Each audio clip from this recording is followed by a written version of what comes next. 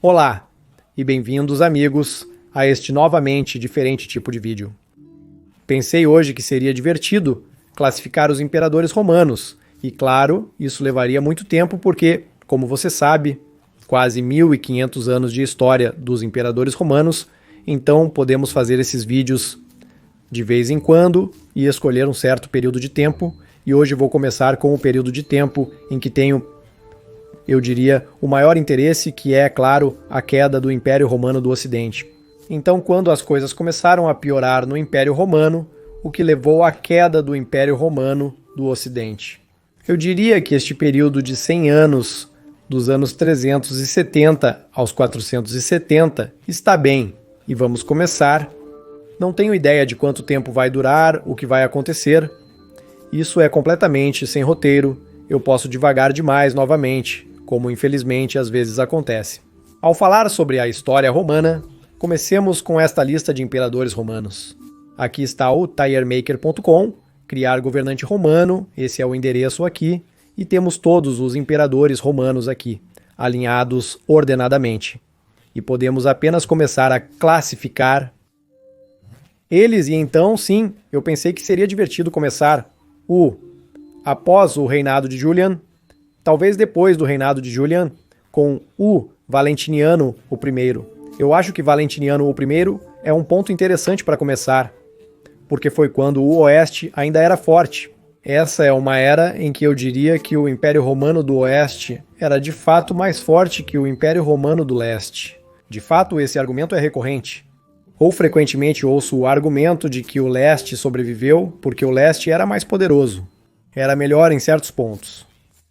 Mas muitas pessoas esquecem que no final dos 300, ou na segunda metade dos 300, o Império Romano do Oeste era na verdade mais forte, mais forte que o Império Romano do Leste. E na verdade o Império Romano do Leste muitas vezes tinha que pedir a ajuda do Império Romano do Oeste nos 300, quando a invasão dos godos começou. Então, desde o final dos 370, eu diria até as rebeliões dos godos, Triebiguild e Gainas, por volta do ano 400. Então, por mais de 20 anos, cerca de 25 anos nesse período, o Império Romano do Leste realmente teve que pedir a ajuda do Império Romano do Oeste. Muitas pessoas tendem a esquecer esse fato. E então não estava claro que o Leste sobreviveria e o Oeste cairia. Na verdade, é apenas uma série infeliz de eventos que culminou na queda do Oeste. Então, vamos começar com isso, eu diria, período sob Valentiniano. Primeiro, quando o Oeste ainda estava mais forte que o Leste. Ok, então Valentiniano I, eu pessoalmente tenho que dizer. Amigos, eu pessoalmente tenho que dizer. Eu acho que Valentiniano I foi um imperador realmente bom. Ele foi um imperador realmente bom. Agora, você sabe, muitas pessoas pensam tipo, eu não gosto de imperadores cristãos, ou tipo, eu sou pró-pagão. Eu gosto mais de imperadores pagãos do que imperadores cristãos. Isso não é verdade. Ok, Valentiniano, o primeiro foi um imperador cristão. E eu acho que é assim que um imperador cristão deve ser. Ele era religiosamente tolerante. Primeiro, ele era religiosamente tolerante. A intolerância dos imperadores posteriores ou de seu antecessor, por exemplo, como Constâncio, segundo ele, não era assim. Ok? Ele era religiosamente tolerante, o que eu acho um grande ponto positivo, e sob sua liderança. Ok? Sob sua liderança, os impérios romanos ocidentais alcançaram as últimas, eu diria, grandes vitórias e projetaram poder até mesmo no reino dos alemães. Então, sob Valentiniano, o primeiro, essa foi a última vez que o Império Romano Ocidental, na verdade, ainda tinha expedições em território inimigo. Como o primeiro Valentiniano fortificou as fronteiras do Reno, fronteiras das fortificações do Limes, na Germânia. Ok, ele fortificou esses baluartes, construiu novas torres de vigia, construiu novos fortes, até mesmo em território inimigo, nos anos 370. No final dos anos 360 e início dos anos 370, ele ainda realizou essas ações, sendo a última vez que algo semelhante ocorreria. Muitos tendem a esquecer que este Valentiniano I Foi realmente um grande imperador que conquistou vitórias importantes contra os invasores germânicos. Um líder forte e tolerante religiosamente, claro que ele tinha defeitos de caráter. Ele era muito irado. Ele era um pouco colérico, provavelmente se descontrolava facilmente. Ele ficava irritado com muita facilidade Se podemos confiar na história de como ele morreu, aparentemente ele morreu enquanto estava indignado com uma delegação germânica. Tão indignado, tão irritado, que um vaso sanguíneo em seu cérebro estourou. Ok, isso é bastante insano. Então isso mostra que tipo de personagem irritado ele às vezes era. Ainda assim, apesar de suas falhas de caráter, sério, pessoal. Eu acho que ele é ótimo. Ele foi um grande imperador, na minha opinião. Na minha opinião, ele foi um grande imperador e eu gostaria que mais imperadores cristãos fossem como ele, religiosamente tolerantes com os pagãos. Isso poderia ter levado a uma coexistência pacífica de diferentes religiões. Como o Império Romano sempre foi destinado a ser. O Império Romano sempre foi, e eu diria que, uma aglomeração de diferentes sistemas de crenças, diferentes culturas, e sempre religiosamente tolerante, e é por isso que eu gosto de Valentine. O primeiro também, agora chegamos a Valens. Seu colega do leste espera onde ele está aqui.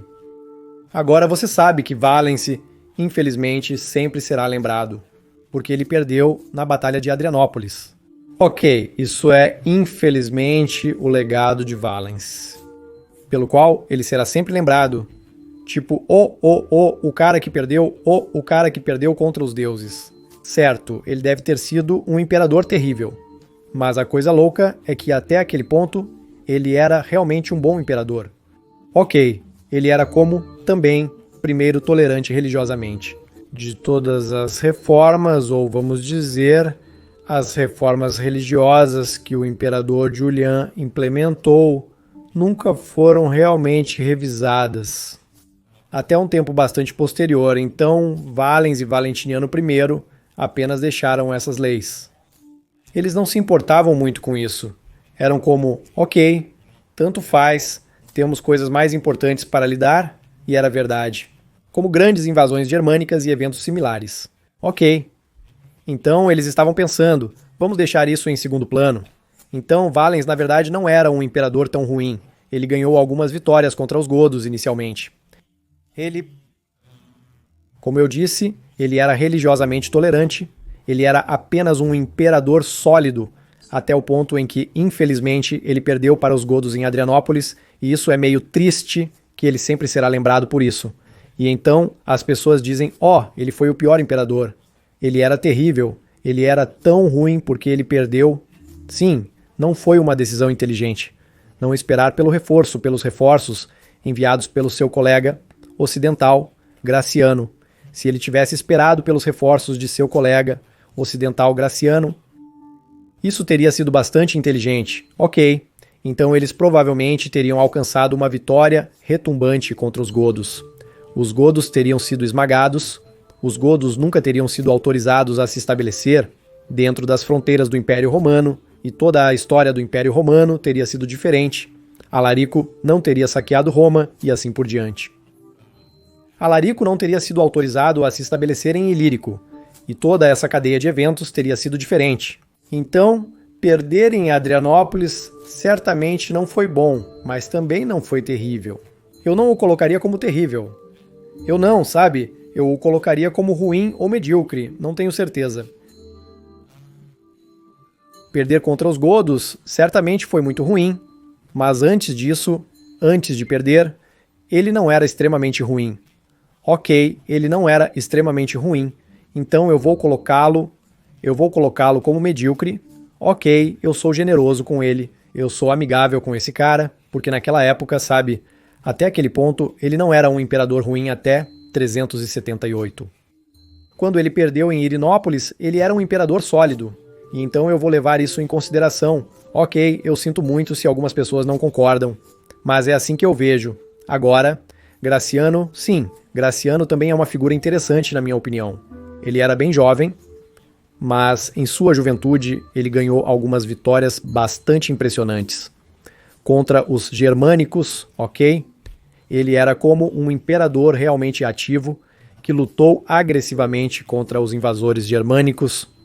Eu acho que ele ganhou vitórias contra os alamanos, contra diferentes tribos germânicas, e ainda conseguiu manter, sabe, a fronteira, a borda, até os territórios germânicos, o que não era uma coisa certa naquela época, certo? Então é isso, quando o Oeste ainda era muito forte, e vemos agora que as coisas vão mal no Leste, então o Leste está agora pedindo ajuda do Oeste, porque, sabe, as coisas foram mal em Adrianópolis, e Graciano realmente queria ajudar Valente. Mas Valente não esperou por Graciano, e então o desastre de Adrianópolis aconteceu, mas o que eu não gosto em Graciano é que ele era religiosamente muito intolerante, sabe? Ele era como um fanático cristão hardcore, como eu diria.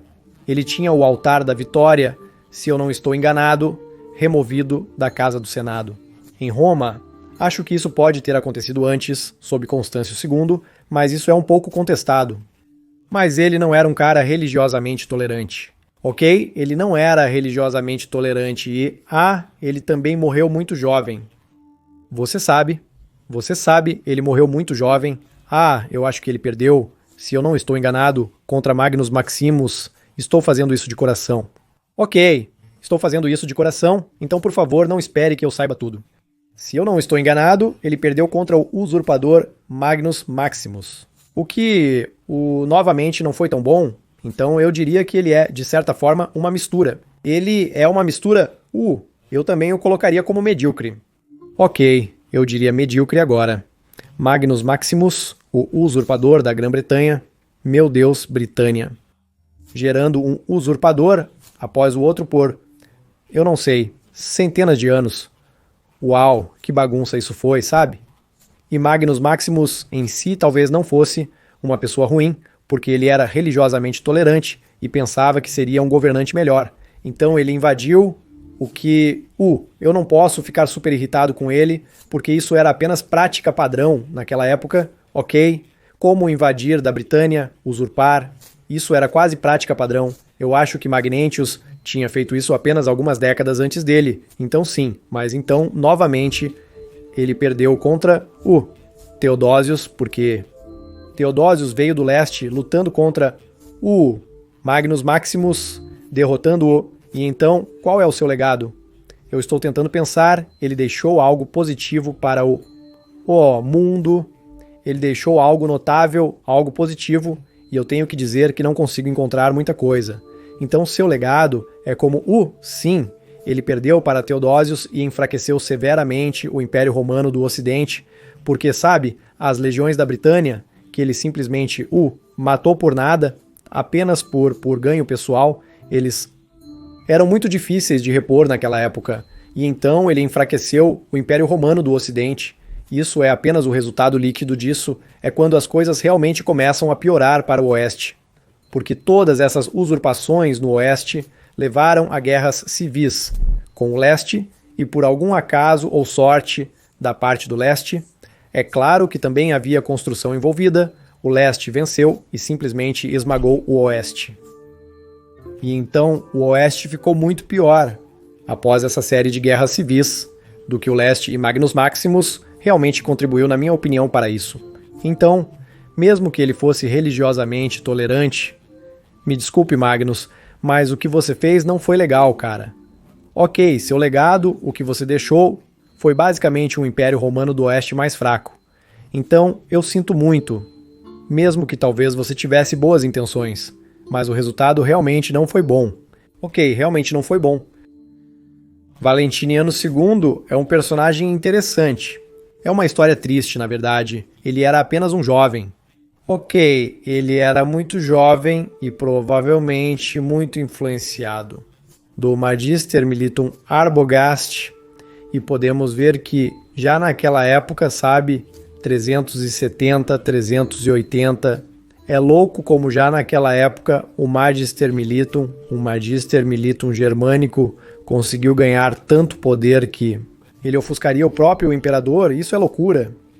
E Valentino, o segundo, era um jovem. Acho que ele tinha uns 18 ou 19 anos.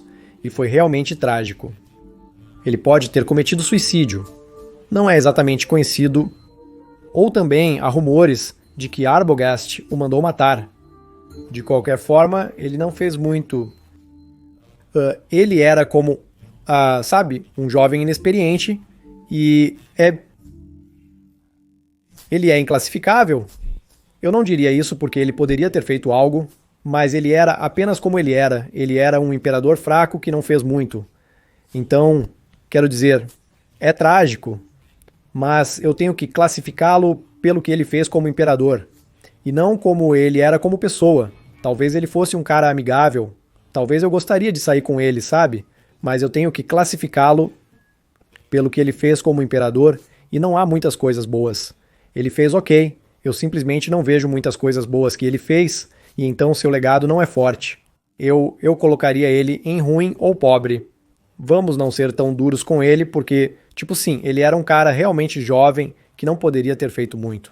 Provavelmente, quero dizer, o que você quer fazer como uma criança ou adolescente, crescendo em tempos tão insanos, onde usurpadores aparecem o tempo todo e Magnus Maximus, acho que invadiu a Itália ainda mais, ameaçou invadir a Itália, e Valentiniano II teve que fugir e coisas assim, se eu me lembro corretamente.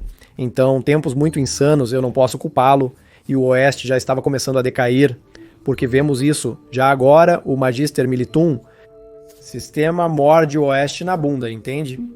O sistema já criado, acho que sob Constantino, onde o Magister Militum se tornaria essa figura poderosa e onde os germânicos começariam lentamente a se tornar tão proeminentes no exército romano que eles subiriam nas fileiras e já naquela época o Franco.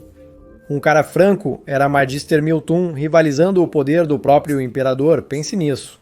Como isso foi rápido, Constantino recrutando os primeiros francos nos 300 inícios, 310 S310, 311 após suas vitórias contra os francos, e 60, 70 anos depois, 2 gerações depois, temos Magister Militums francos. Isso é insano como isso foi rápido. Loucura, loucura. Ok, Valentino II, agora chegamos a Eugênio. Então, depois que Valentino II morre, ok, Arbogast precisa de um novo imperador e ele escolhe Eugênio. Eugênio, acho que era um orador em Roma, ele tinha um histórico senatorial, se não me engano, mas ele era apenas muito altamente uma pessoa do tipo educada, um bom orador, eu diria. E ele era um tradicionalista. Ele era como um super tradicionalista, e ele era um simpatizante pagão, possivelmente um pagão ele mesmo. E então, essa foi uma das últimas vezes em que veríamos um renascimento pagão em Roma. Os templos foram abertos novamente. Os pagãos foram autorizados a realizar sacrifícios livremente. Os pagãos foram autorizados a frequentar todos os templos como antigamente. O culto das virgens vestais foi autorizado a se reunir. Convocar, então tudo era como nos velhos tempos, sob Eugênios, então ele era religiosamente tolerante, o que eu acho que era uma coisa boa. Mas é claro que então o que aconteceu?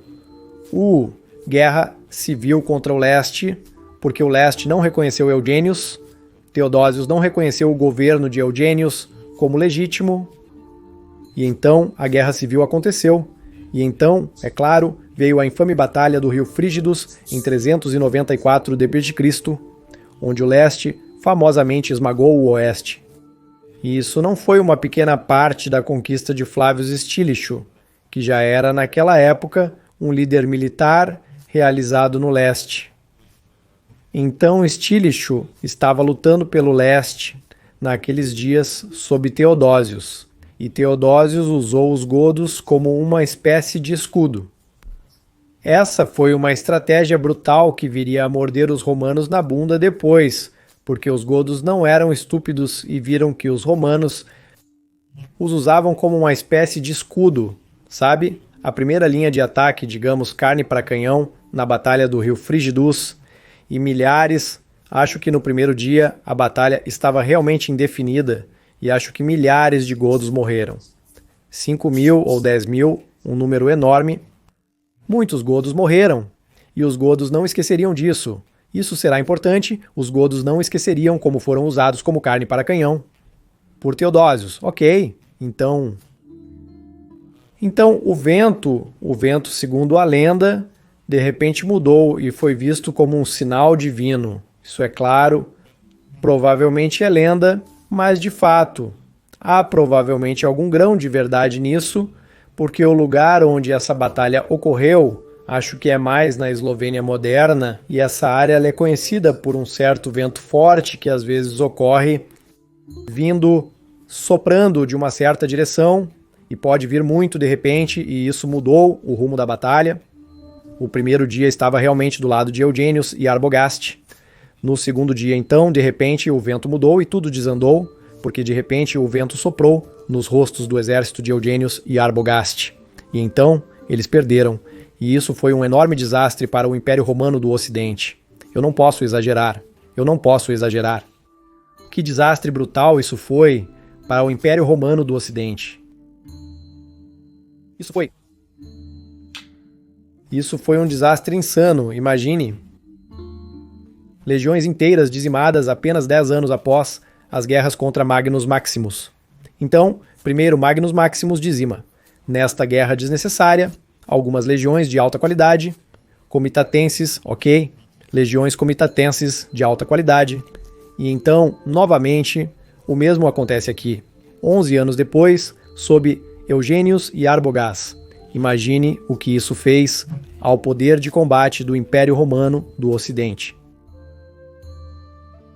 Isso é loucura? Isso foi realmente ruim para o Oeste, ok? Então, mesmo que Eugênios por si só teria sido legal se ele tivesse vencido, mas o fato de ele ter perdido enfraqueceu tanto o Oeste que, mesmo que eu goste dele como personagem, como religiosamente tolerante, ok, permitindo que as tradições greco-romanas florescessem novamente, abrindo os antigos templos em Roma.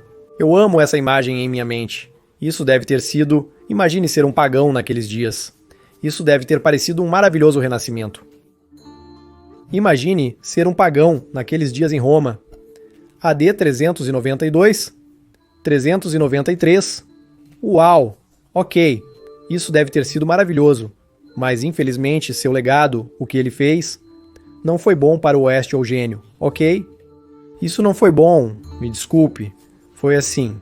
Isso não foi bom, como se eu tivesse que te colocar na cama. Mesmo gostando de você como pessoa ou gênio, mas você deixou o Oeste enfraquecido e isso me machuca. Ou gênio, ok. Se você tivesse vencido, você teria sido muito bem classificado, certamente, mas agora eu não posso te dar uma boa classificação. Agora vem um personagem interessante, Teodósio, o grande, porque todo imperador, é claro, era automaticamente o grande, que era um fanático cristão, porque ele era, se você fosse um imperador que fosse bom para a igreja cristã, eles, é claro, seriam lembrados como o grande, porque a igreja cristã é o que sobreviveu à queda. Foi a instituição que sobreviveu à queda do Império Romano do Oeste. Então, se um imperador fosse bom para a igreja, então, é claro, ele era grande, mas o Teodósio era realmente grande? Nós lembramos que foi ele quem esmagou as legiões ocidentais, sabe? Tipo, imagine, ok, eu posso entender ele é como contra Magnus Maximus, é claro, é um usurpador da Grã-Bretanha, ele invade como o que você quer fazer, ok, contra Marcus Maximus, mas ele estava muito focado em sua própria dinastia e em seu próprio legado. Ele era, eu acho, um cara egoísta. E eu simplesmente não gosto de sua intolerância religiosa. Ok, assim que ele venceu, o que ele fez, reprimiu a antiga fé greco-romana em Roma, ele desfez as virgens vestais, essa instituição milenar, imagine uma instituição milenar que remonta ao próprio início de Roma, desfeita, O que isso faz com o moral dos romanos? Imagine que você é um romano ocidental vivendo em Roma. O que isso faz com você? Você sabe, isso é como, eu não sei, uma analogia moderna. Eu sei que nem consigo pensar em uma. Isso é como... Isso é simplesmente insano, desmantelar algo tão antigo. Instituição que é tão interligada com a própria fundação de Roma. Então, a intolerância religiosa. Eu não gostei disso, ele provavelmente também fechou os templos novamente.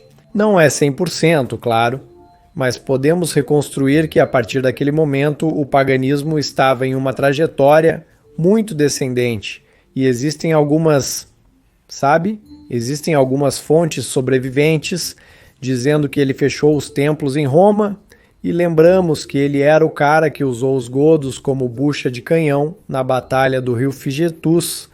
Ele os usou como bucha de canhão. O que ele estava pensando, quero dizer, ele provavelmente estava pensando, vamos usar esses godos como bucha de canhão, e então não precisamos. Nós não precisamos desperdiçar preciosas vidas romanas, o que pode ter parecido uma boa ideia a princípio, mas ele não antecipou que talvez os godos não ficariam tão felizes com isso que talvez eles diriam, os romanos nos trataram muito mal. Ok, eles nos trataram muito mal, vamos lembrar disso, e foi exatamente isso que aconteceu. Ok, e desde então os godos ficaram realmente furiosos sob Alarico, e Alarico não esqueceria isso, ele não esqueceria isso, e eles não conseguiram se livrar dos godos. Então Teodósio nunca foi capaz de expulsar os godos. Ele nunca foi capaz de expulsar os godos. Nunca. E então, depois de vencer em Frigidus, o que ele faz? Ele simplesmente morre. Depois de vencer em Frigidus, depois de destruir as legiões ocidentais, depois de enfraquecer o oeste, depois de fechar os templos e ser religiosamente super intolerante, depois de milhares de godos morrerem em Frigidus por causa dele, o que mais tarde levaria a enormes repercussões. Ele simplesmente morre, e isso não é suficiente, porque o que ele faz depois, ele deixa seus dois filhos incompetentes, Honórios e Arcádios, no trono. Uau! Teodósios, uau! Uau! Quão grande você era! Quão grande você merece o título de grande, muito, muito mesmo. Então, qual foi o seu legado? Então, ok, por favor, me diga qual foi o seu grande legado, qual foi a sua contribuição para o Império Romano. Enfraquecendo o Oeste, reprimindo a religião, sendo intolerante religiosamente. Eu não vejo isso. Matando milhares de góticos, o que morderia os romanos na bunda. Morrendo prematuramente, deixando seus dois filhos incompetentes no trono. Desculpe, ele não foi ótimo para mim, não consigo. Não posso dizer que ele é ótimo, pois é ruim. Para mim, ele é ruim. Ok, me desculpe. Muitas pessoas não concordarão com isso. Muitas pessoas dizem, você está louco? Ele ganhou algumas vitórias contra os deuses. Sim, isso pode ser verdade, mas vamos analisar o legado. Vamos olhar para o legado dessas pessoas, ok? Vamos tentar não misturar isso com opiniões pessoais e com preconceitos. Porque, olha, eu gosto do Eugênios, certo? Eu gosto dele como pessoa, como personagem, mas eu o coloquei na cama, ok? Por favor, não se esqueça disso. Então eu tento ser neutro aqui, apesar de eu poder ter algumas simpatias pagãs ou simpatias greco-romanas dos antigos cultos, mas ainda assim eu tento não deixar isso interferir. Eu apenas olho para o legado do que eles fizeram e como isso afetou o Império Romano, e eu apenas vejo mais coisas ruins com Teodósio do que coisas boas. Desculpe, essa é apenas a minha opinião, muitas pessoas não vão concordar, eu estou 100% certo de que vou receber muitos comentários indignados como: o que você está falando? Você não sabe do que está falando. tudo bem, eu sei que estamos no YouTube, eu sei que isso vai acontecer, mas ei, essa é apenas a minha opinião sobre como eu vejo as coisas. Ó, Arcádios, agora vem o Arcádios. Arcadius. Arcádios, homem, Arcádios, eu não sei o que esse cara fez, eu não sei o que esse cara realmente fez. Tipo, ele estava apenas sentado em seu palácio o dia todo, como se estivesse sentado em seu palácio rezando, tentando ser piedoso. Ele era quase como um monge, ele estava apenas sentado no palácio, indo à igreja, fazendo algumas políticas religiosas em um tempo onde eles teriam precisado, tipo, o leste teria precisado de um imperador forte, e porque ele era um imperador tão fraco, outras pessoas o controlavam, por exemplo, como o prefeito pretoriano do leste, Rufinus. Ok, Rufinus. E o problema com Rufinus era que ele era um rival de Stilicho. E essa rivalidade entre Rufinus no leste e Stilicho no oeste também era péssima para o Império Romano, porque muitos esquecem, por exemplo, que Stilicho derrotou Alaric várias vezes, e ele teve a chance. Stilicho teve a chance de esmagar Alaric de uma vez por todas. Eu não me lembro do ano, me desculpe. Foi, eu acho que no final dos anos 390, eu acho que em algum momento nos anos 390, Stílico teve a chance de derrotar Alaric de uma vez por todas, mas Rufinus interveio, ok, e então Alaric foi autorizado a viver, e isso é diretamente culpa de Arcádio ser um imperador tão fraco, e ele apenas assume o crédito mais tarde por esmagar a rebelião de Tribigild e Gainas. Mas mesmo assim, ele não fez muito, não foi mérito dele. Ele construiu a coluna de Arcádios, onde comemorou sua grandiosa vitória contra os godos rebeldes, mas não foi mérito dele.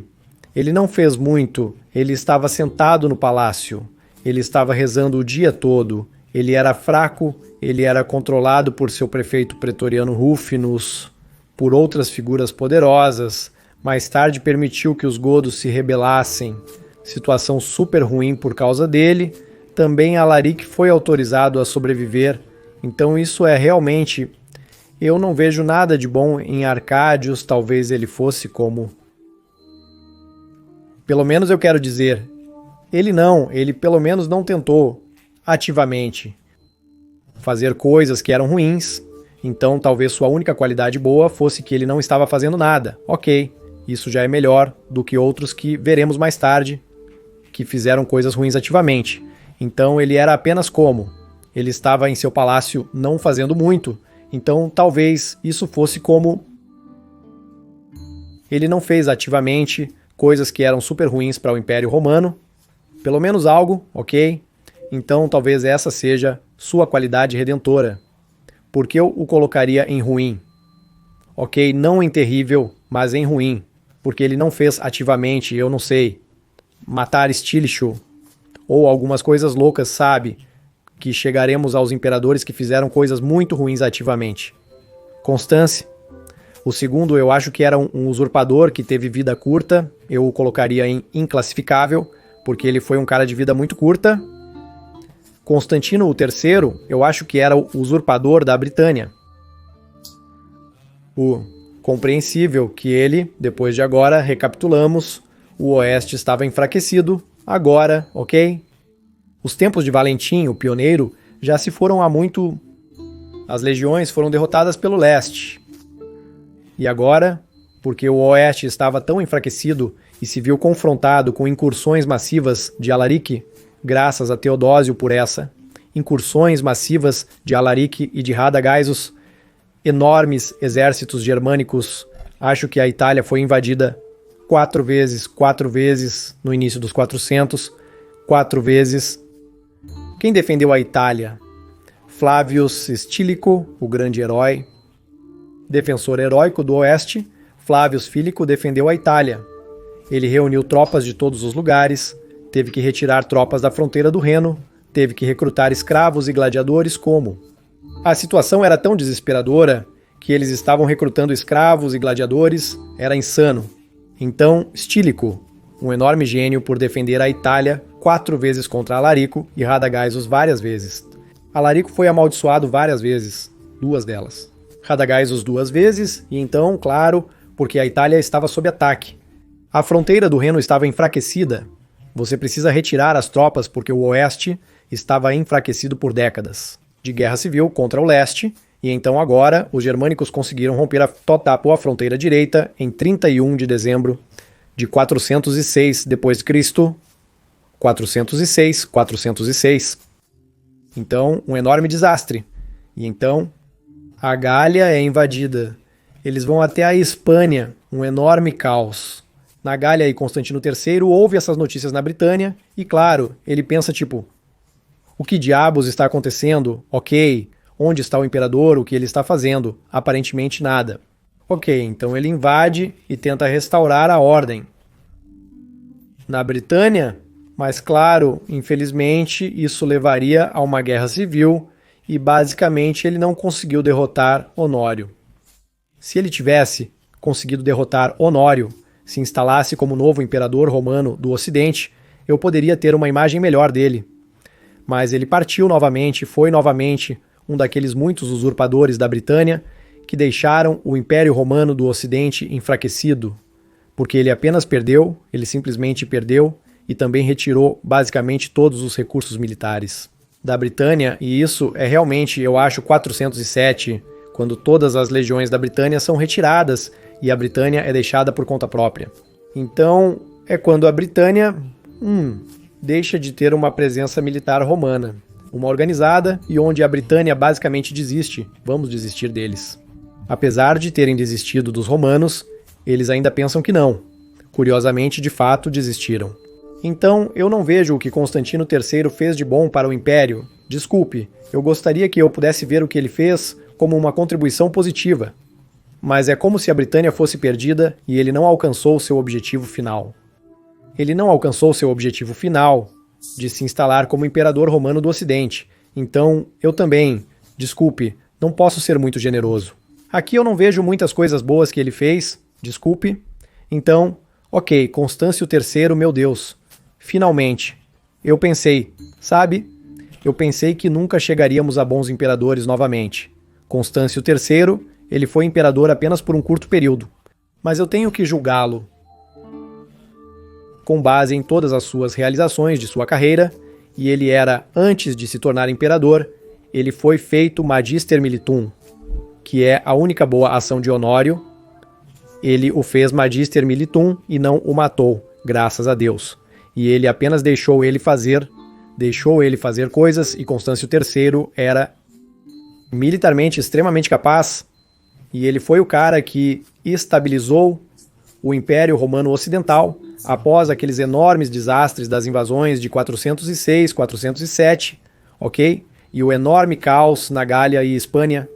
Ele conseguiu estabilizar o Império, de modo que os 410 pareciam realmente como 415, pareciam melhores novamente do que 407, 408, e ele também conseguiu derrotar muitos usurpadores, que infelizmente enfraqueceram o Império, mas restauraram algum tipo de poder centralizado, projetado de Ravenna. Então o Tribunal Imperial Ocidental estava forte novamente em Ravenna. Então eu acho que ele conseguiu estabilizar o Império Romano Ocidental, e isso foi uma conquista incrível em um tempo em que o Oeste basicamente se via atacado de todos os lados. Eu pessoalmente acho que Constâncio III, portanto, é ótimo, especialmente porque era um tempo em que parecia realmente ruim e ele conseguiu estabilizar o Império, e isso ainda poderia ter, sabe, naquela época ainda poderia ter sido, eles ainda poderiam ter sido capazes de vencer, eles ainda poderiam ter sido capazes de estabilizar o Oeste,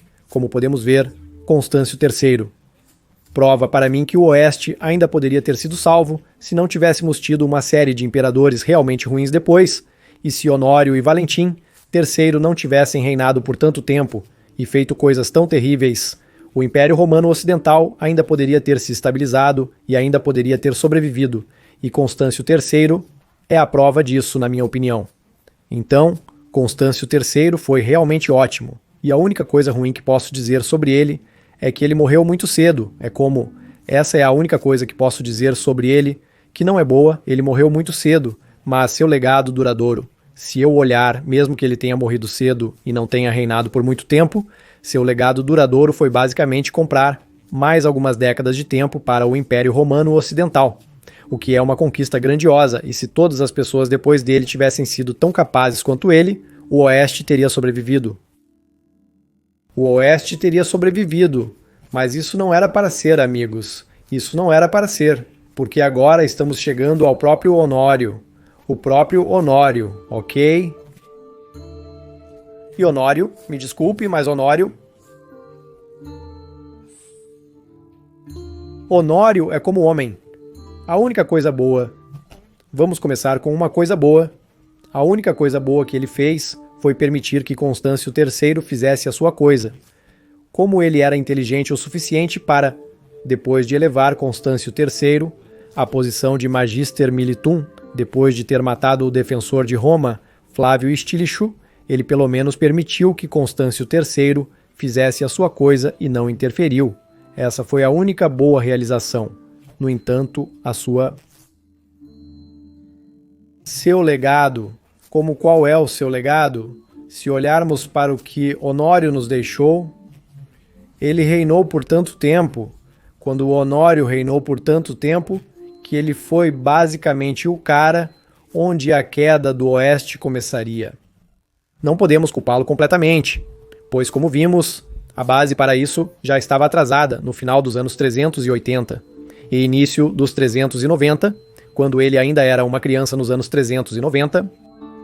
Então as guerras civis contra o leste e todas essas coisas, mas meu Deus, matar Flávius Estílico, matar Estílico foi uma decisão realmente ruim, e ele não só matou Estílico, mas iniciou um pogrom contra famílias germânicas como os apoiadores de Estílico.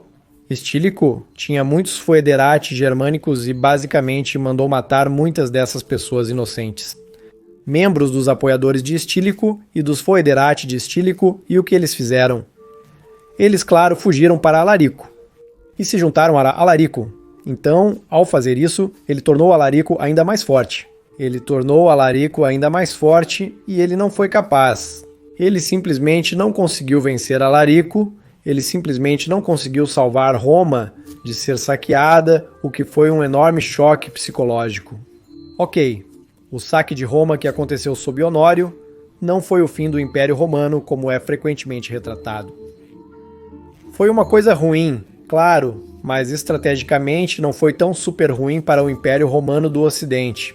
Não foi como se fosse tão insanamente ruim que não pudesse se recuperar. Foi um choque psicológico massivo, ok. É como um choque psicológico massivo, mas não foi estrategicamente super insanamente ruim.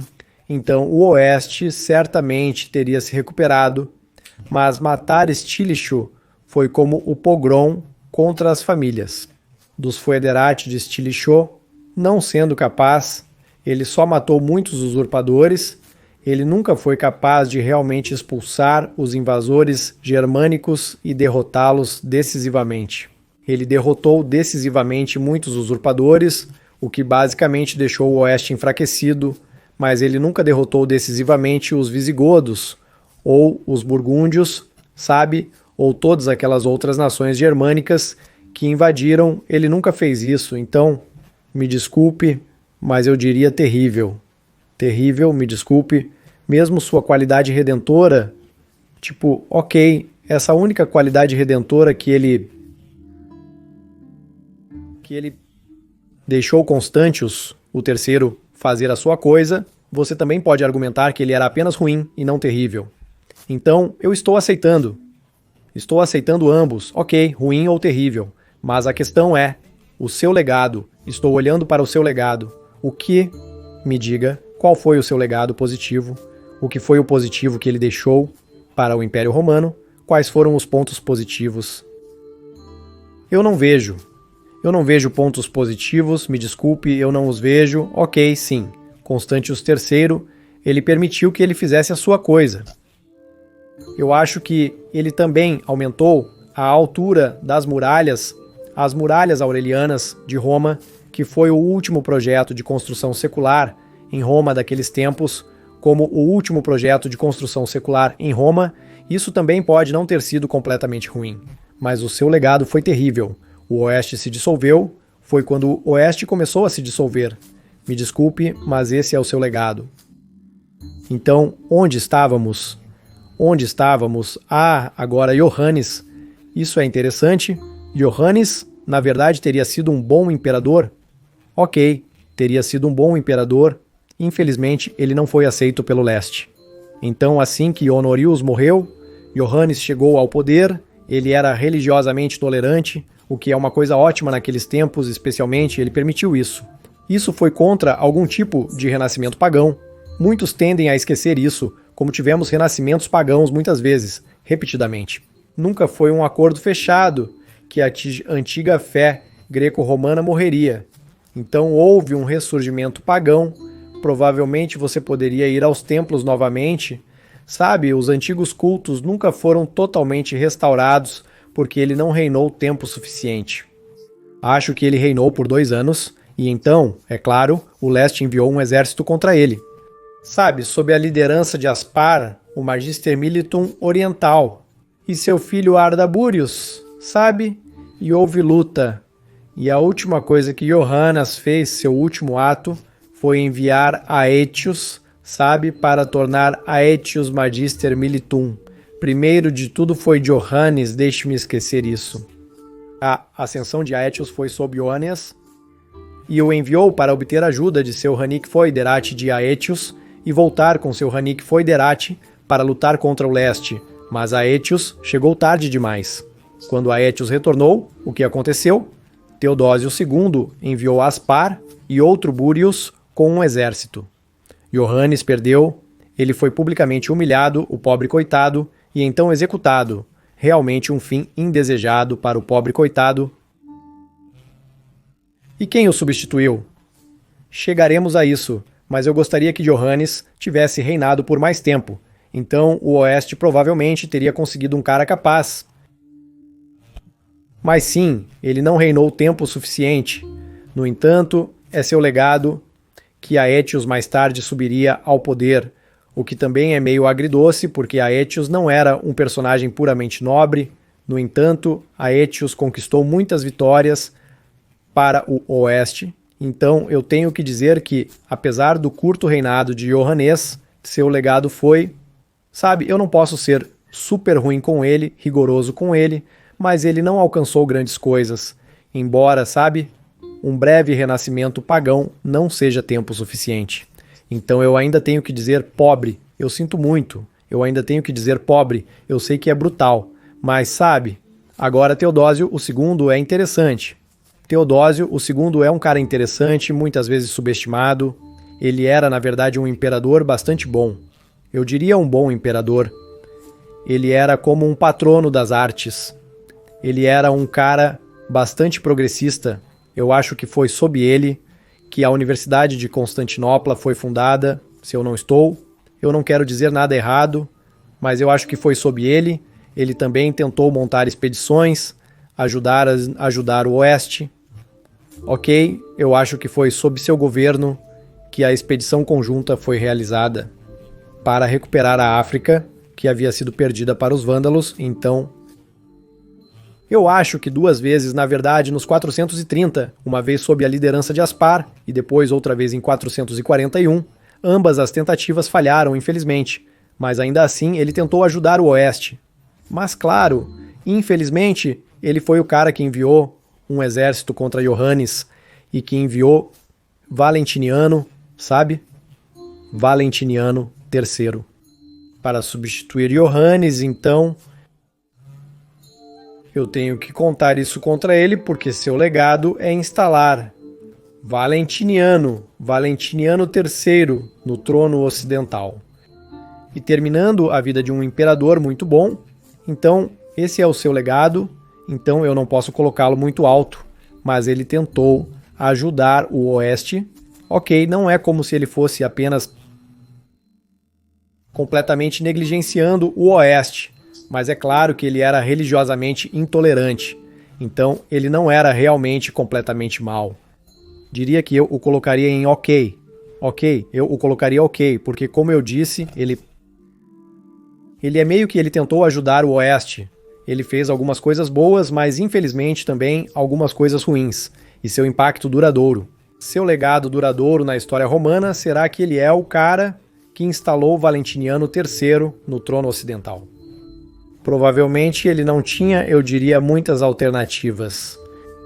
Ele queria se livrar deles, como Valentiniano III e Gala Plaquia, que fugiram para o leste, sabe, quando Honório morreu, ou pouco antes de ele morrer, e porque eles tiveram um desentendimento com Honório, eles não se davam bem, fugiram para o leste, e ele só queria se livrar dos caras, eu entendo ele, mas ainda assim, isso não foi tão bom o que aconteceu com o Oeste depois, porque, ok, Pulcheria, eu acho, era a esposa de Tudúzios. Segundo, eu não tenho certeza, mas eu a colocaria, tipo, eu não sei, eu realmente não consigo classificá-la, eu não sei muito sobre ela, eu não sei seu legado duradouro. Então, pra mim, eu a colocaria como inclassificável.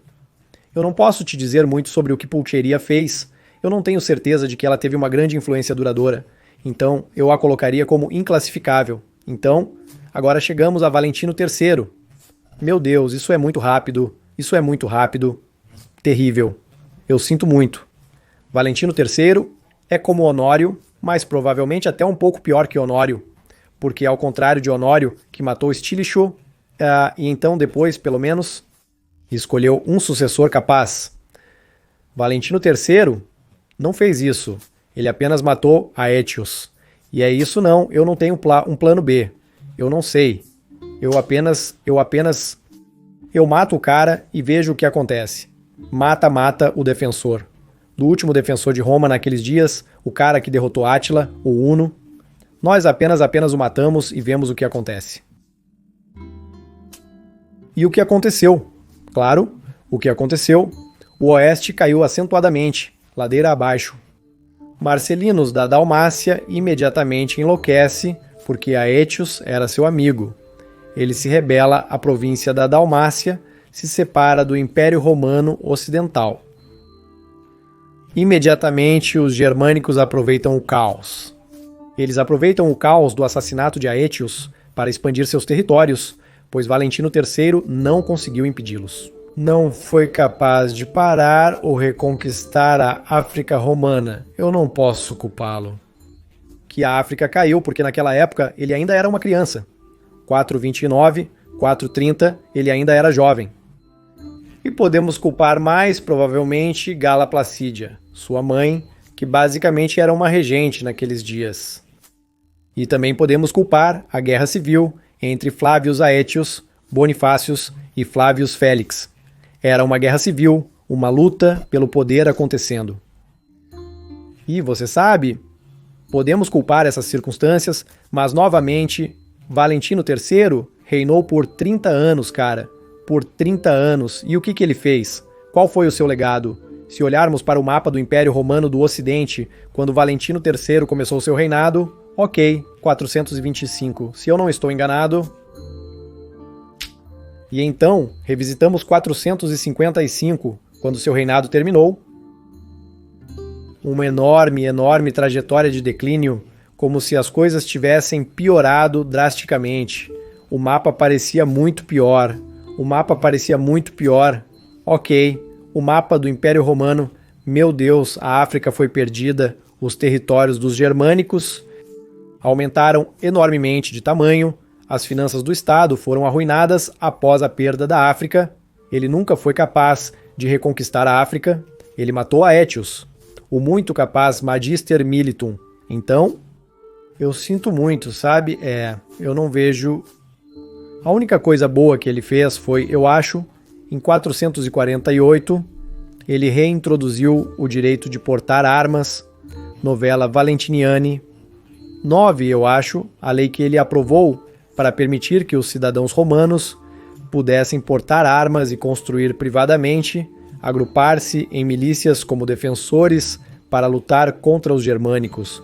Porque a coisa louca é imaginar que só tão tarde quanto 448 os romanos foram realmente autorizados a lutar contra os germânicos, a fazer suas próprias armas, a se reunir em grupos e lutar contra os germânicos. 448, eles deveriam ter feito isso, deveria ter sido a primeira coisa a fazer. Deveriam ter feito isso em 407, em 4, deveriam ter feito isso em 401, 402, quando a verdadeira invasão começou, e é como 448, muito obrigado, isso vem meio século atrasado, ok, isso vem meio século atrasado, então talvez seja a única coisa boa que ele fez. Além disso, eu não vejo nada de bom, então realmente ruim. Muito ruim, muito ruim. Petronius Maximus, caramba, esse cara é muito veloz. Ele era um completo idiota, ok. Petronius Maximus. Ele possivelmente foi o cara que mandou matar Valentino Terês, e o que ele faz? Ele não faz nada. Os vândalos veem o caos. A oportunidade como o caos completo, depois que em curta sucessão Aétios foi assassinado, e então Valentino Tutá, o oeste estava em caos. Os germânicos aproveitaram as situações. Sempre os germânicos não eram estúpidos. Eles sempre observaram o caos no oeste, com guerras civis e conflitos internos. A região está em convulsão. Vamos aproveitar a situação. Você sabe que eles eram inteligentes. Vamos usar a situação a nosso favor. Então, o que eles fizeram? Eles imediatamente saquearam Roma. Em 455, eles navegaram com uma enorme frota para Roma, e o que Petronius Maximus faz? O que Petronius Maximus faz? Ele tenta fugir de Roma, ele não organiza uma defesa. Ele não gosta, sabe? Ele não tenta reunir tropas cavalgando pela Itália, tentando reunir a força romana. Montar uma defesa de Roma? Não. Não. Ele tenta, temo que ele acho que ele se disfarça até e tenta fugir de Roma, mas ele é descoberto. Ele é descoberto por uma multidão furiosa enquanto tenta fugir de Roma e acaba sendo morto por eles. Isso é tudo que ele fez. Ele não fez mais nada. Não fez nada. Que o legado que ele deixou foi um império desestabilizado e o saque de Roma, e então tentando se sentir como um covarde realmente ruim, muito ruim. Agora, amigos, chegamos a Marciano. Isso realmente, eu acho que ele foi um bom imperador. Ok, Marciano, eu não posso dizer muitas coisas ruins sobre Marciano. Ele foi... Muitos esquecem que foi Marciano quem basicamente derrotou Átila, o Uno, como você dirá. O quê? Mas eu te odeio. Eu te odeio. Derrotou ele, eu te odeio, derrotou ele. Não, Marciano foi o cara que atacou Átila, o Uno, eu acho que em 452, quando Átila invadiu a Itália. Há essa história de que o Papa então salvou milagrosamente os romanos. Sim, boa lenda na realidade. Aécio tentou com todas as pouquíssimas tropas restantes que ele tinha para impedir o avanço de Átila. O melhor que podia. Mas ele não tinha muito com que trabalhar mais naquela época, mas quem salvou o oeste naqueles tempos foi Marciano, o imperador romano do leste. E Marciano lançou um ataque massivo ao Império Hunnic, ao interior Hunnic do leste. Mordendo os Huns na bunda, basicamente mordendo eles na bunda. Ok, e então os Huns tipo o que fomos atacados como em nossa terra natal. E então eles tiveram que recuar. Essa é a razão pela qual Átila recuou. Não porque o Papa milagrosamente salvou o Império Romano do Oeste, como é algumas vezes. Gostava de você, sabe, para como às vezes propagar isso, claro. Provavelmente propósitos para glorificar o Papa e glorificar o significado da igreja e assim por diante, mas era Marciano. Então Marciano era um imperador sólido, ok? Ele era um imperador sólido que ajudou o Oeste e ele era muito velho, claro. Você sabe, eu acho que ele já estava em seus 60 anos quando ele se tornou imperador, então eu não espero muito de um cara que está em seus 60 anos, para você sabe. Reinar por muito tempo, mas veremos que Marciano fez outra grande coisa. Eu não tenho certeza, eu não quero dizer nada errado, mas... Espere, eu acho que quando Marciano morreu, Léo o primeiro se tornou imperador. Mas eu não acho que Marciano o escolheu. Eu acho que ele foi escolhido por Aspar. Eu acho que Aspar, o Magister Militum, romano oriental, escolheu Léo o primeiro como novo imperador. Então Léo o primeiro não é uma conquista de Marciano, mas ainda assim eu diria Marciano foi um sólido imperador romano oriental que tentou ajudar o Ocidente, o que eu acho que foi uma grande conquista. Agora chegamos a Avidus Avitus. Avitus é um personagem interessante porque o pobre coitado não teve uma chance. Sabe, ele foi proclamado imperador pelos godos ocupados e ele veio para Roma com o exército visigodo. O Senado instantaneamente o odiou. Ó você é o cara que foi proclamado imperador pelos bárbaros. Você é como um usurpador bárbaro. Ele veio para Roma, ele não teve uma chance, ele não foi aceito pelo Senado, ninguém gostava dele. Basicamente ele era como o estrangeiro visigodo da Gália. Ele não era um visigodo, claro, ele era um galo romano, mas ele foi habilitado pelos visigodos e muitas pessoas não gostaram disso, mas ele venceu algumas vitórias contra os vândalos, ele conseguiu parar as invasões vândalas nas costas da Itália, e isso, na verdade, é interessante porque foi a única vez que Ricimer fez algo grande ou algo bom. Ricimer venceu vitórias contra os vândalos na Batalha de Córcega. Eu acho. 457 eu acho. Batalha de Córcega e Batalha de Sardínia. 2 batalhas contra os vândalos, e essa é a única vez que Ricimer fez algo bom. Na verdade, em sua carreira muito inicial, Ricimer venceu batalhas contra os vândalos e Avitus, sem saber que personagem Ricimer se tornaria, e levou-o a Magister Militum. Um grande erro, como descobriremos, mas Avitus não sabia, então Avitus queria fazer tudo ao seu alcance para fortalecer o Oeste, e ele foi um pouco longe demais, ele começou a derreter. Eu acho que derretendo estátuas, e você sabe, estuda tudo o que era feito de metais preciosos em Roma, ele começou a derreter telhas de telhado douradas. Ele começou, você sabe, a descartar tudo o que ainda restava em Roma após os 2 saques e queria cunhar moedas desses metais, derretendo estátuas de bronze e então criando moedas de bronze. Por quê? Claro, para recrutar novas tropas e para, você sabe, lutar contra os germânicos. Para fortalecer a capacidade do Império Romano do Oeste de recrutar novos exércitos e lutar e talvez sobreviver. Então ele não era tão ruim quanto muitos o fazem parecer. Mas é claro que ele foi então derrubado, porque ele sempre foi o estranho de ouro que nunca teve uma chance. Nunca teve uma chance, o pobre coitado. Então eu não posso culpar ele. Ele tentou tudo em seu poder para fortalecer o Oeste. Ele venceu vitórias contra os vândalos com Ricimer.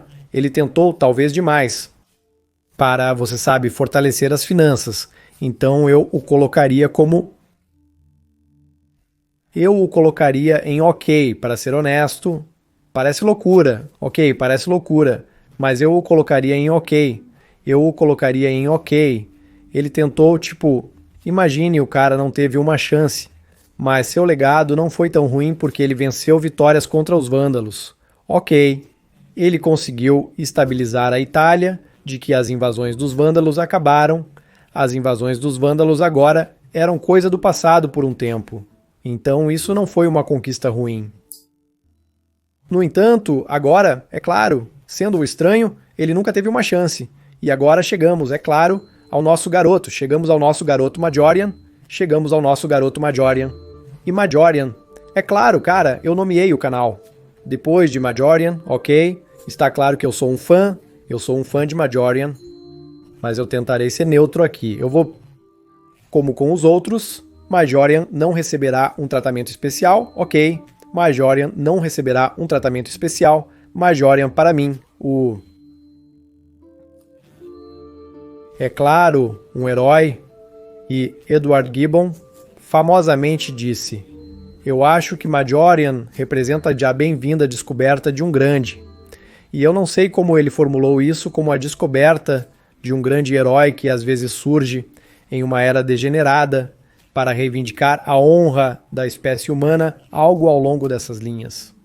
Grande elogio, Procópios disse que Majorian era o mais virtuoso de todos os imperadores romanos. Pense nisso, Procópios, dizendo isso sobre um imperador romano ocidental. Como se Majorian superasse, em virtude de todos os imperadores romanos anteriores, uma declaração incrível. Do Procópios, então Majorian foi uma das últimas vezes em que o Império Romano teve uma chance de sobreviver. Ele venceu vitórias contra os visigodos, contra os burgúndios, contra os suevos, efetivamente reduzindo-os ao status de foederati. Ele marchou e recrutou um exército de 30.000 soldados. Reconquistou o território germânico e então, quando seu grande plano final chegou, para frutificar, quase veio a frutificar, ele tentou reconquistar o reino dos vândalos. Ele acumulou, ele construiu um navio, ele construiu uma frota de 300 navios. O que era enorme para a época. O Oeste estava quase falido. Lembre-se, estamos falando que o Oeste estava quase falido, e ele acumula uma frota de 300 navios. Porque lembre-se, o Oeste não tinha mais uma frota desde que Constantino, o Grande, levou as duas frotas pretorianas do Oeste para sua luta contra Licínio mais de 150, 130 anos antes. E nesses 130 anos, o Oeste não tinha mais uma frota, porque o Leste basicamente roubou a frota do Oeste, se você quiser. Então agora Majorian constrói uma frota para o Oeste, a primeira em mais de 100 anos, e ele tenta reconquistar o reino dos vândalos. Mas infelizmente ele não conseguiu fazer isso.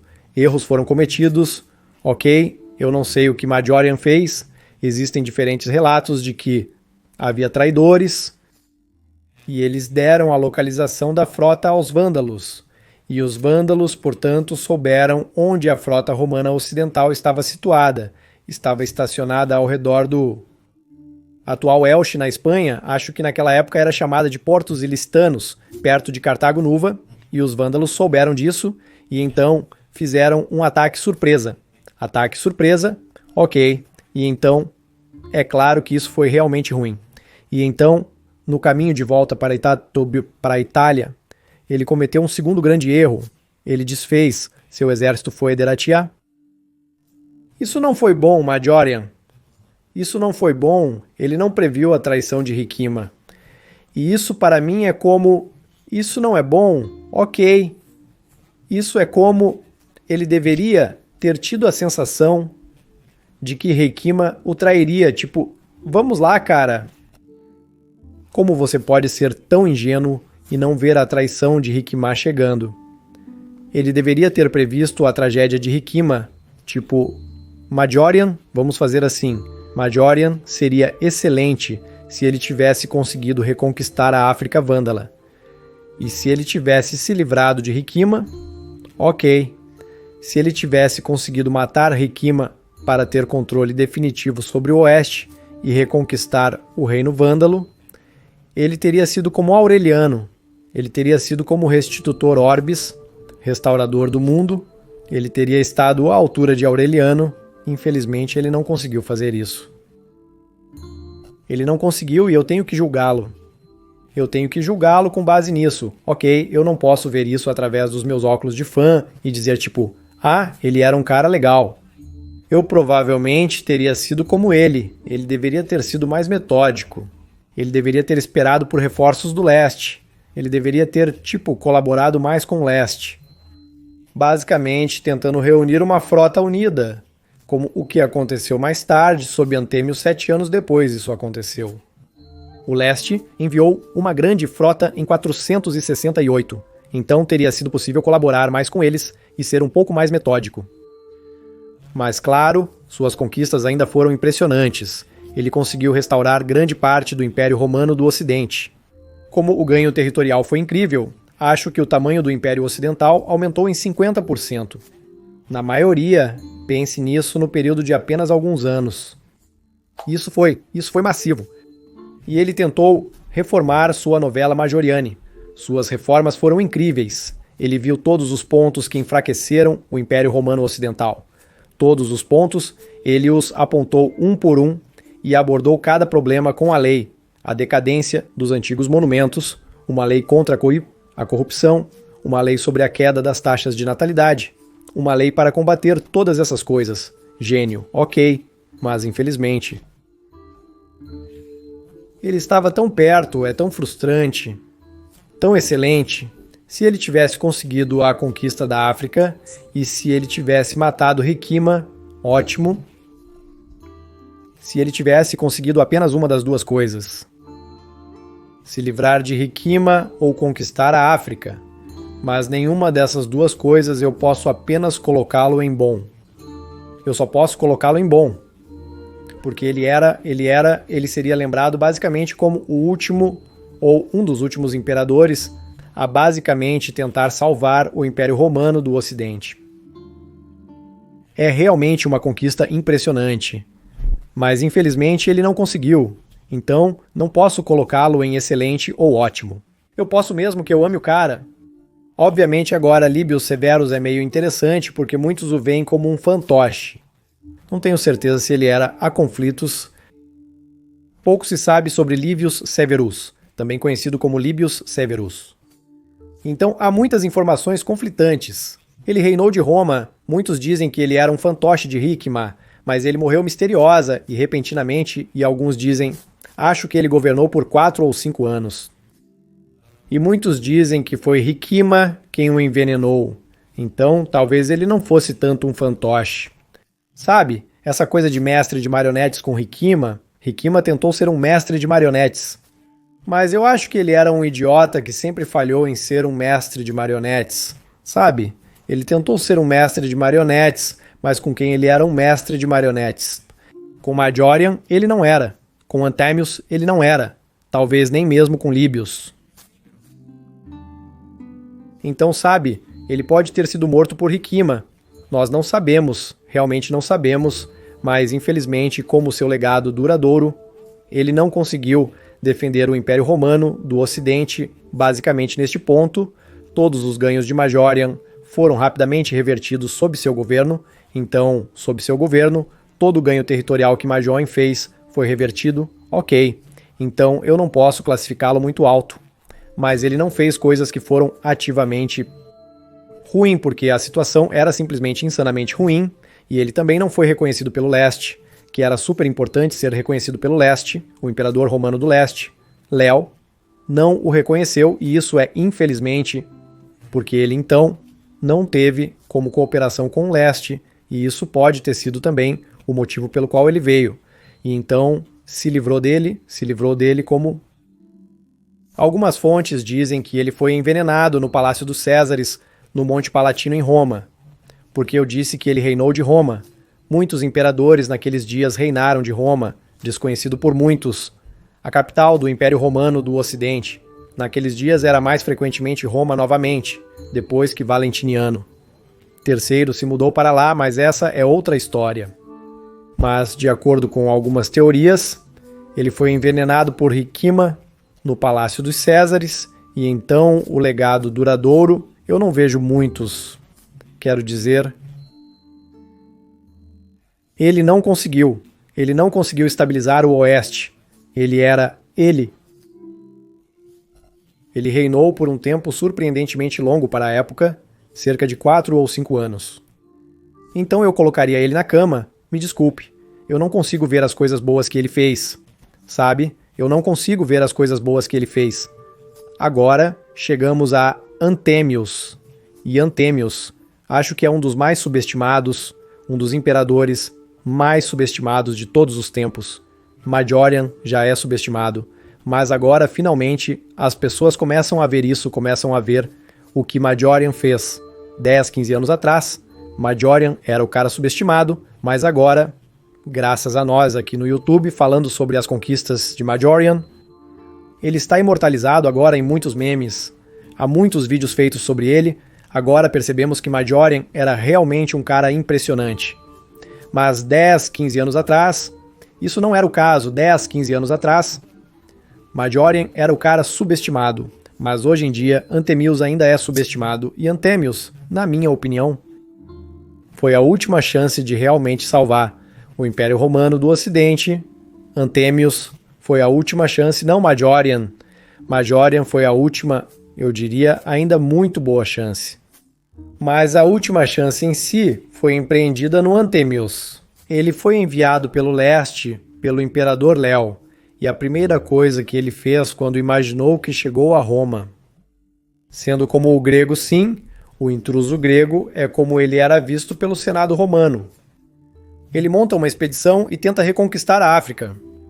Muitos esquecem que em 467 ele tentou montar uma expedição. A primeira coisa que ele fez com Marcelinos da Dalmácia tentando reconquistar a África, então ele vem para Roma e a primeira coisa que ele faz é tentar imediatamente restaurar o Império Romano do Ocidente. Bam, pense imediatamente nisso. Isso é loucura, então ele tenta se tornar amigo de Rikima. Um grande erro, porque nós sabemos em retrospectiva que você não poderia ser amigável com Rick. Rick era um psicopata, você não pode se tornar amigo desse cara.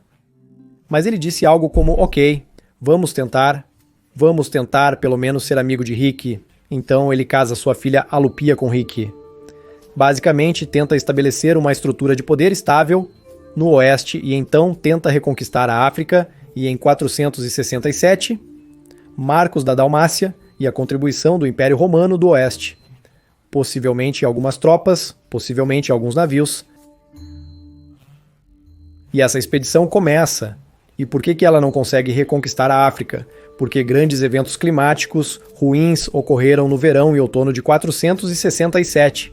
Então a frota foi forçada a retornar um ano depois, tentou reconquistar a África desta vez. Desta vez, é claro, com a ajuda do leste.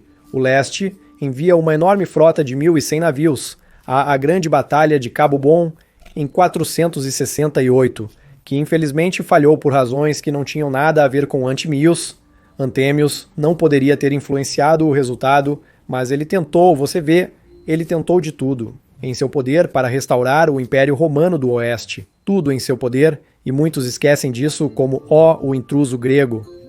Não, ele fez tudo o que pôde para restaurar o Império Romano do Oeste, e não foi sua culpa que Cabo Bom falhou.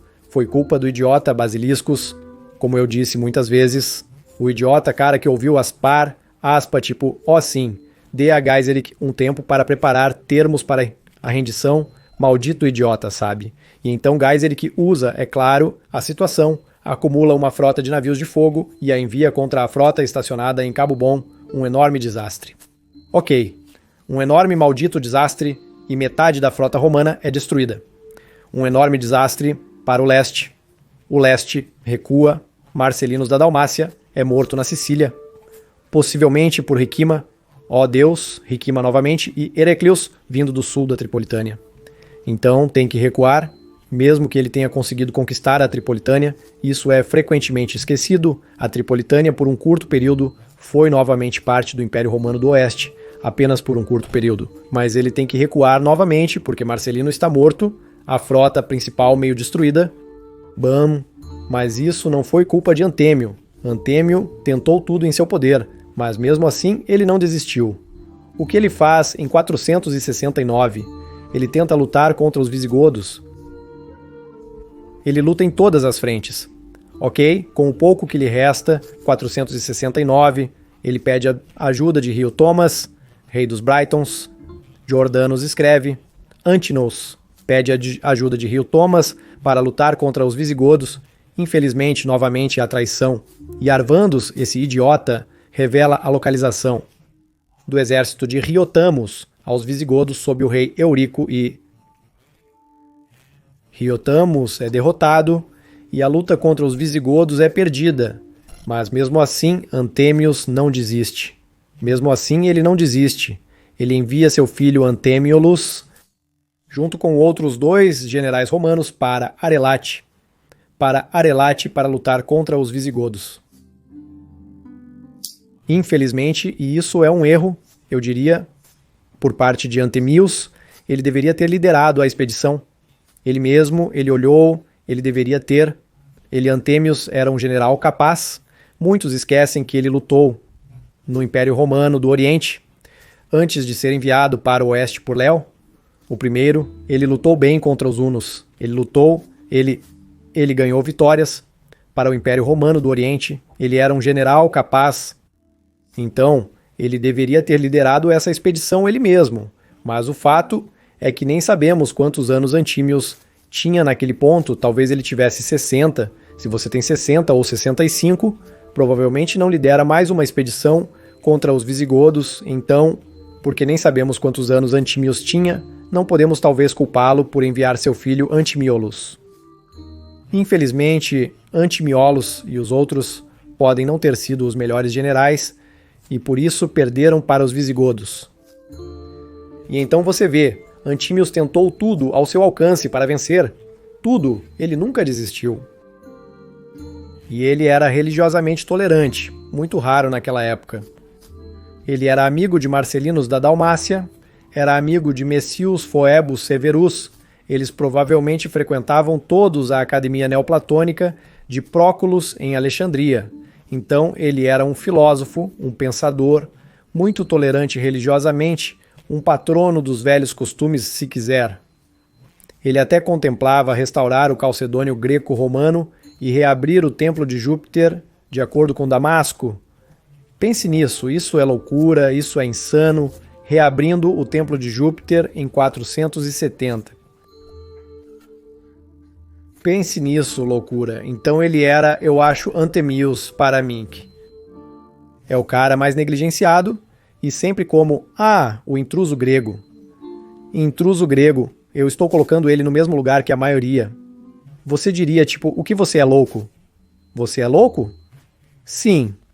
Mas olha, eu estou julgando. Estou julgando as realizações duradouras também. Majorian não estabeleceu uma dinastia majoriânica. Ele não conseguiu reconquistar a África e matar Rikma. Então, todos os seus ganhos foram rapidamente negados. E Antemius também tentou tudo ao seu alcance.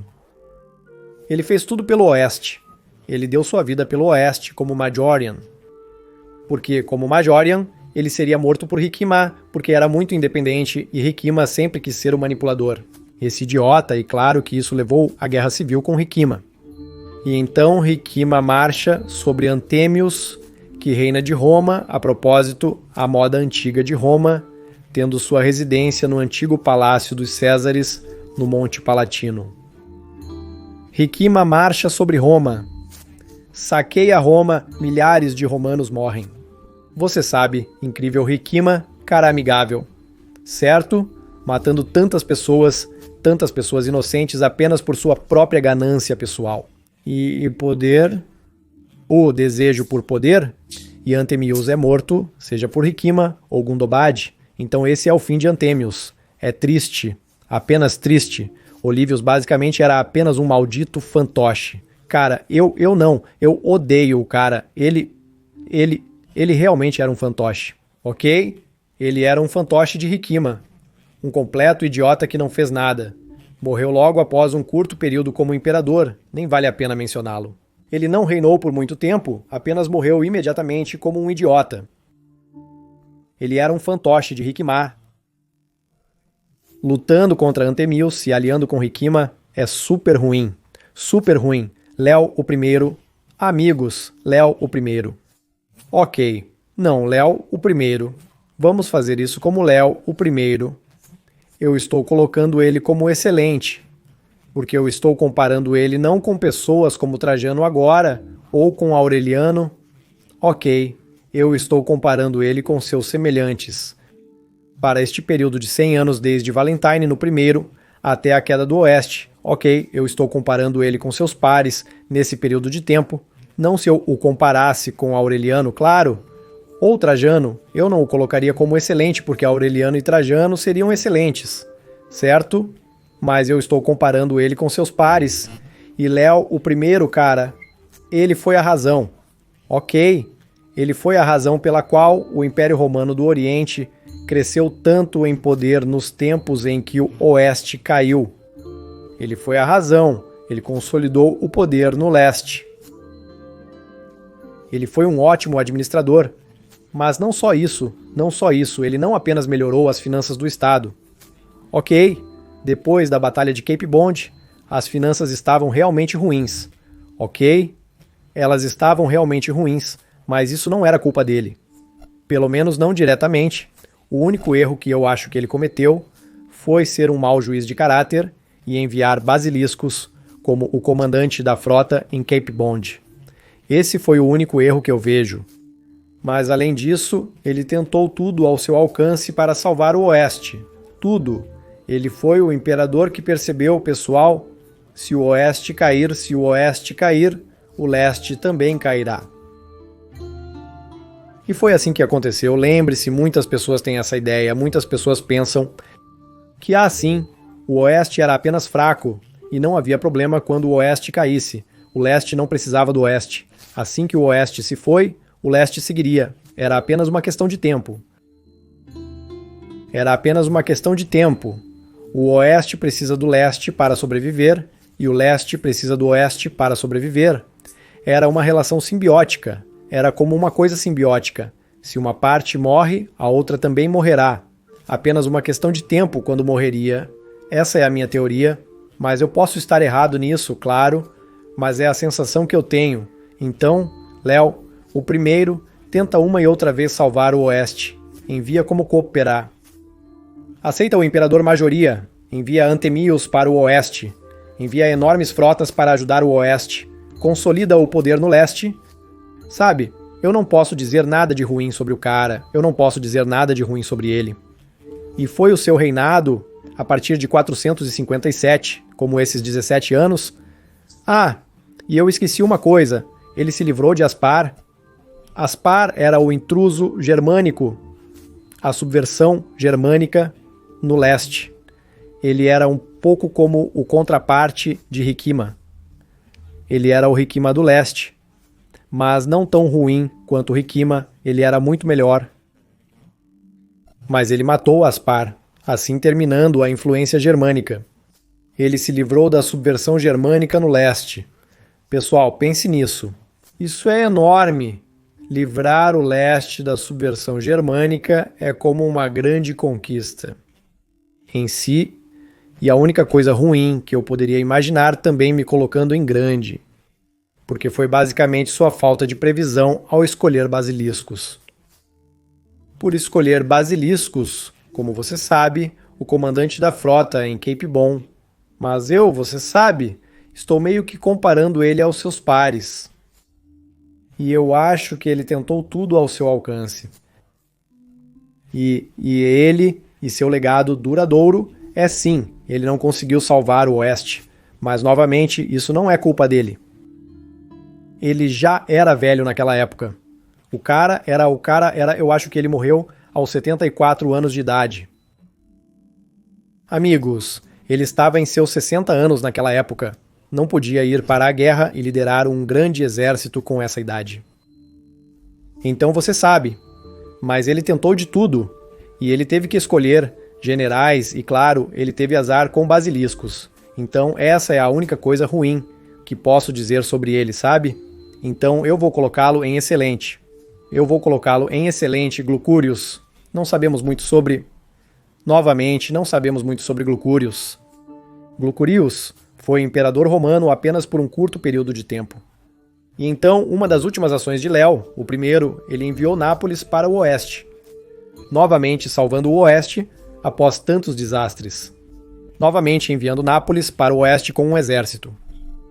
E deposto Glucurius e Glucurius, possivelmente poderia ter sido um fantoche de Gundobad, o sucessor de Rikima, e quando Nepos desembarcou na Itália, Gundobad recuou, como Gundobad fugiu para seus amigos burgúndios. Você sabe, Gundobad, pessoa terrível, a propósito, um psicopata completo, como Rikima. Como seu tio Rikimar, também um psicopata completo. Um cara completamente insano e brutal, E sim, não há muito que possamos dizer sobre Eucarius, mas seu legado duradouro, ele não fez muito, eu até poderia colocá-lo como incalculável, porque nós simplesmente não sabemos nada sobre ele, e ele apenas treinou por um tempo muito curto, mas por outro lado, ele não conseguiu fazer nada de bom para o Oeste. Então, eu provavelmente vou colocá-lo na cama também, porque qual foi o seu legado? Ele não conseguiu fazer nada pelo Império Romano do Oeste. Basicamente não conseguiu fazer nada. Ok, Então sim, era aqui o filho de Léo, o primeiro. Acho que ele morreu muito jovem. Não podemos classificá-lo, não podemos classificá-lo. E agora basiliscos, pessoal, vamos fazer isso rápido. Terrível. Basiliscos, um completo idiota. Ele era o cara, basicamente ele era o cara que falhou em Cape On. E então ele usurpa Tsenu, ele até usurpa o imperador romano Tseno, o imperador romano do leste Tseno. Para quê? Para quê? Por causa de sua usurpação, 475, Tseno tem que lutar no leste, a guerra civil no leste, por causa da usurpação idiota de basiliscos. E é por isso que é a razão pela qual Tseno não pôde ajudar tanto o oeste, porque ele estava constantemente preocupado com guerras civis no leste, e Basiliscos é a razão porque Basiliscos falha como um idiota em Capibon e usurpa o poder no leste contra Seno, basicamente sendo a razão pela qual Seno não pode ajudar o oeste. Basicamente, então, Basiliscos é basicamente a ruína do Império Romano do Oeste. Ele foi a razão pela qual eles perderam em Capibon. E ele é novamente a razão pela qual Seno não pode, então, ajudar o Império Romano do Oeste. Ele simplesmente destruiu massivamente o Império Romano do Oeste de maneiras loucas. Então não há nada de bom que possamos dizer sobre esse cara. Rúmulus Augustulus, cara, ele era uma criança, é incalculável. Ele era uma criança. Ele foi como instalado por seu pai, Flávios Orestes, que tipo, quando Nepos fez Orestes Magister Militum, que é uma má decisão de Nepos, a propósito. E nós não podemos culpar Rúmulus Augustulus ou Rúmulus Augustus. Augustulus é, na verdade, como zombar dele, é traduzido como o pequeno Augustus. Então, Rúmulus Augustus, como seria correto, tinha 15 ou 16 anos quando foi deposto por Udvaka. O que o cara poderia ter feito? Nada inclassificável para mim. Julius Nepos. Cara, ele é uma mistura. Por um lado, ele fez algumas coisas boas. Por um lado, ele se livrou, quando desembarcou na Itália, com um exército romano oriental. Enviou uma das últimas coisas que o Império Romano Oriental fez, enviando Nepos para o oeste, Gundobad. Fugiu dos burgúndios e assim depôs Lucários e basicamente libertou a Itália. Ele libertou a Itália da subversão germânica.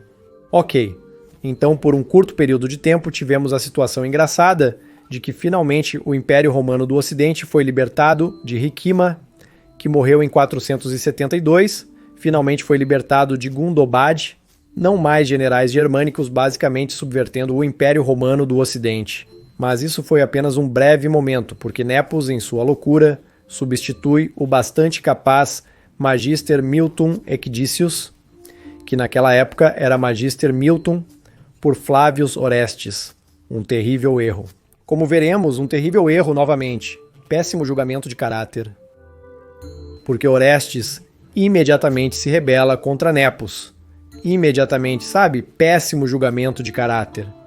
Então, talvez Nepos tivesse boas intenções, talvez ele pensasse que Orestes era um cara capaz, mas péssimo julgamento de caráter, e essa é basicamente a razão pela qual o Oeste então caiu. Essa é a razão pela qual o Oeste caiu, porque Orestes reivindica o poder, sabe? E então Odoacer basicamente usurpa Orestes. Então, se Nepos não tivesse substituído Edícios por Orestes, talvez toda a situação tivesse se desenvolvido de maneira diferente, porque Edícios era um cara realmente capaz. Esse cara lutou contra os visigodos em um ponto. Essa história louca. A de Quíos lutando contra os visigodos com 18 cavaleiros. Eu repito, 18. Não 1000, não 100, 18. Ele não tinha nada com que trabalhar. Ele não tinha nada com que trabalhar e ainda era capaz de defender Arilate e muitas cidades naquela época contra os visigodos avançando. Pense nisso. Ele era como um guerrilheiro, usando coisas. Ele estava trabalhando com nada. Ele era um punhado de pessoas que estavam lutando contra o exército visigótico. Se isso não é heróico, eu não sei o que significa heróico. Isso é insano. e ele está substituindo este cara, Nepos, você está substituindo este herói com Orestes. Então eu não posso. Talvez ele tivesse boas intenções, mas eu sinto muito. Eu tenho que julgá-lo pelo que aconteceu. E mais tarde, ele não foi capaz de reconquistar a Itália. Ele fugiu da Itália quando a rebelião de Orestes aconteceu. Ele fugiu para a Dalmácia e tentou obter apoio do leste. Mas é claro que agora que Léo, o primeiro, morreu em 474. E então, Seno chegou e imediatamente Basilisco, o idiota, se rebelou contra Seno. Seno não tinha o poder, não tinha a mão de obra para enviar ajuda para o oeste. Lembre-se que o leste estava em péssimas condições desde o Cabo Bon, levando à falência do Império Romano do Oriente até certo ponto. Com a usurpação de Basilisco, Samuel não tinha mais capacidade de ajudar o oeste. Isso é realmente ruim, ok? Então, cara, quero dizer... E então, Nepos simplesmente não conseguiu. Ele nunca conseguiu reconquistar a Itália. Provavelmente, ele tentou em 480. Há alguns rumores de que essa foi a razão pela qual ele foi morto em 480. Ele ainda era o imperador romano do Ocidente de fato, até 480, mesmo depois que Odoacer assumiu o poder. Ok, ele era o imperador romano do Ocidente de fato, então. Mas qual foi o seu legado? Ele não conseguiu nada, ele não conseguiu como sim. Ele ele acabou com a subversão dos Magister Militums germânicos, sim, mas foi um breve vislumbre. Porque então o Odoacer veio e completamente se livrou da instituição dos imperadores romanos do Ocidente de uma vez por todas, e ele nunca conseguiu reconquistar a Itália, então eu não posso classificá-lo muito alto, me desculpe. Eu não posso, mesmo que ele possa ter sido per se um bom sujeito que tentou restaurar o Oeste, mas ele não era realmente capaz de fazer isso de qualquer maneira, tipo, de jeito nenhum. Ok, então, e eu acho que ele até fez concessões aos visigodos, dando-lhes territórios. Acho que Arelata caiu sob o reinado de Nepos. Se eu não estou 100% enganado, então eu não vejo as muitas coisas boas que Júlio Nepos fez, sabe? E foi basicamente seu mau julgamento que basicamente permitiu que Orestes se rebelasse e que então, por sua vez, levou à ascensão de Odoacer. Então sim, então amigos, isso eu diria que eu divaguei novamente por muito tempo. Oh meu Deus, 1h30, eu não tenho ideia de quem vai assistir isso, eu não acho que muitas pessoas vão assistir este vídeo, mas eu estou apenas fazendo esses vídeos de vez em quando, sabe? Para que você veja algumas coisas não roteirizadas de mim, algumas divagações que talvez seja interessante para você. Talvez você aprenda algumas coisas, ou talvez seja interessante ver como eu penso mesmo, que provavelmente você não concorde comigo em tudo, porque, lembre-se, classificar imperadores romanos é provavelmente a coisa mais subjetiva de todas. Isso é a definição de subjetividade. Isso é super subjetivo, como todo mundo faz isso com base em um certo sentido. Até certo ponto, com base em preconceitos pessoais, com base em uma falta de conhecimento completo. Nós não sabemos tudo o que aconteceu, e eu também não conheço todas as fontes, eu não sei tudo de cor, ok? Então, nós sempre julgamos tudo com base em dados incompletos, mas isso é verdade para tudo, como para a história política, por exemplo, nós, ou para a complexidade do mundo, julgamos tudo normalmente com base em um conjunto de dados incompleto, o que muitas vezes nos levará a conclusões erradas. Então eu não estou dizendo aqui que meu ranking é perfeito. Eu posso ter classificado de uma maneira que você não concordaria. O que está bem, por favor, escreva nos comentários como seria o seu ranking para esses 100 anos, cerca de 100 anos, desde Valentiniano, o primeiro até a queda, em aspas, do Oeste, porque sabemos que em 476 o Oeste realmente não caiu. Nada mudou em Roma. Roma não queimou milagrosamente de repente, ou qualquer que seja sua infraestrutura. Os prédios pareciam em 500 d.C., 520 d.C., provavelmente até melhor do que em 470 d.C., sabe? Porque Theodoric mandou consertar muitos prédios mais tarde, e então, na verdade, houve algum tipo de mini era dourada. no Reino Ostrogoth. Então o Oeste não caiu em 476, mas é como essa data simbólica que eu agora escolhi como o período de tempo, esses 100 anos desde Valentiniano, o primeiro, quando o Oeste ainda era mais forte que o Leste, até a queda do Oeste, quando, claro, o Oeste absolutamente não era mais forte e o Leste era a nova potência, sabe? Então, esses 100 anos são interessantes para mim e espero que você também tenha achado interessante. Agora eu realmente divaguei por tempo demais. Peço desculpas por este vídeo longo, espero que você ainda tenha achado de algum tipo, talvez você tenha achado interessante. De certo modo, gosto muito de fazer isso.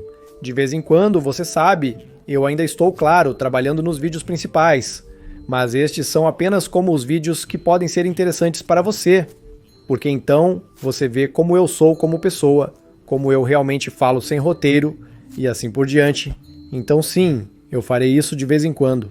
Espero que vocês se divertiram, amigos. E então, nos vemos no próximo vídeo principal. Desejo a vocês um bom dia. Onde quer que esteja, até a próxima. Tchau.